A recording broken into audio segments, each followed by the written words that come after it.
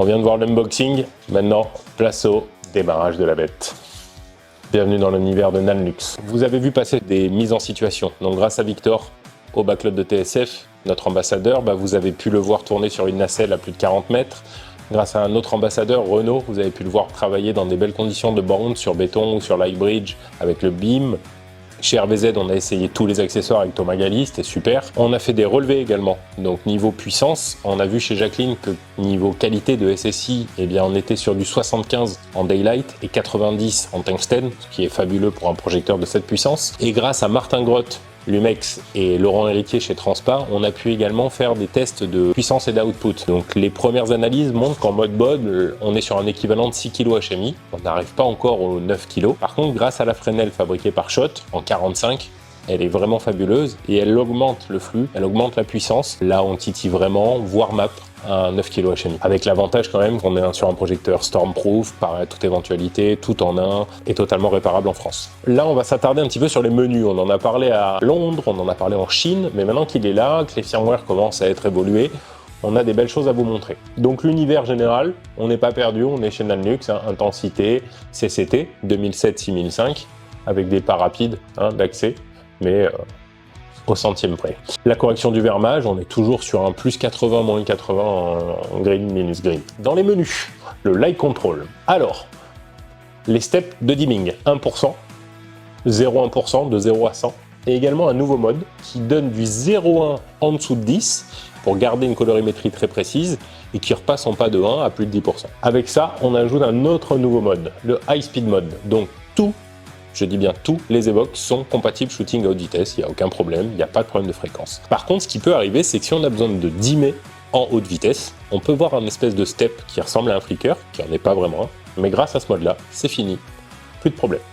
Fresnel control motorisé, donc soit à la tête, moteur désactivable pour la travailler en manuel, par le projecteur, ou également avec l'application en CRMX, tout est possible. On peut toujours désactiver le connecteur bleu, le fameux qu'on a vu apparaître sur les 2400, qui permet de reconnaître l'accessoire. Là, on peut le désactiver aussi pour travailler en open face, grâce à un accessoire type volet. On n'a pas d'ailleurs besoin de le déconnecter quand on met cet accessoire, mais si on l'a pas, on déconnecte et on peut travailler en open face.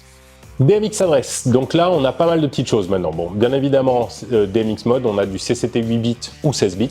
On peut réduire le nombre de channels, ce qui est assez intéressant, même s'il ne consomme pas beaucoup. On peut activer ou désactiver le smoothing, et on a accès à pas mal de différentes courbes, comme on l'avait vu, de curve, donc exponentielle, logarithmique, S-curve et les gamma, de 2, de 4, de 6. Ça nous donne un choix de 7 courbes possibles selon les besoins du shooting.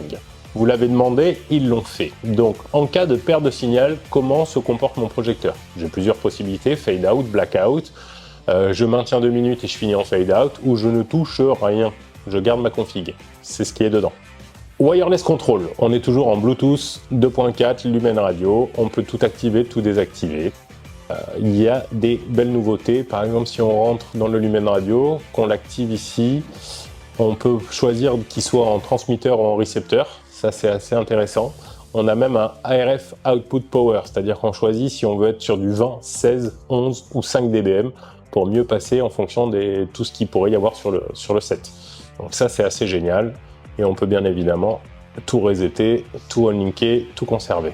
Network, display setting, donc on peut toujours régler l'intensité de l'éclairage de l'écran, on peut inverser l'écran quand on a besoin d'accéder au bouton parce qu'il est un peu trop haut et on peut même éteindre la lumière de ces petits boutons là. Fixture setting, donc le fan mode. Alors, on a un mode smart qui est totalement préconisé puisqu'il gère intelligemment l'intensité des ventilations et évite la surchauffe des LED. Si toutefois vous aviez besoin, vous pouvez forcer la ventilation et le mettre en high speed permanent. Low speed. Alors low speed, il est intéressant parce qu'on va conserver jusqu'à 50% de puissance en low speed. En off, on va conserver 10% de puissance. Et on a un nouveau mode qui est le mode pause, c'est-à-dire que je vais conserver 100% de la puissance du projecteur, mais 0% de ventilation. Ça va dépendre de la température que vont atteindre les LED, et à partir du moment-là, il se remettra automatiquement en smart mode, et vous aurez accès à 100% de la puissance nominale du projecteur, mais avec la ventilation réactivée. Firmware update, pensez bien toujours à mettre à jour vos firmware, surtout avec ce degré d'ingénierie où il y a beaucoup de brevets dedans. On a parlé de la Nebula, on vient de voir l'ensemble des nouveautés. Donc tout ça dépend du firmware, la colorimétrie, puisqu'il est reprogrammable, recalibrable. Donc mettez toujours à jour vos firmware. Et bien évidemment pour les loueurs, là c'est d'office présent Reset All Setting. Donc quand il est en retour de lock, on remet tout à zéro et le prochain qui part est content de tout retrouver. Il y a une petite nouveauté également ici, c'est que vous avez la possibilité d'enregistrer des presets. Donc on peut avoir une quantité de presets préenregistrés en fonction de ce que vous avez besoin de faire.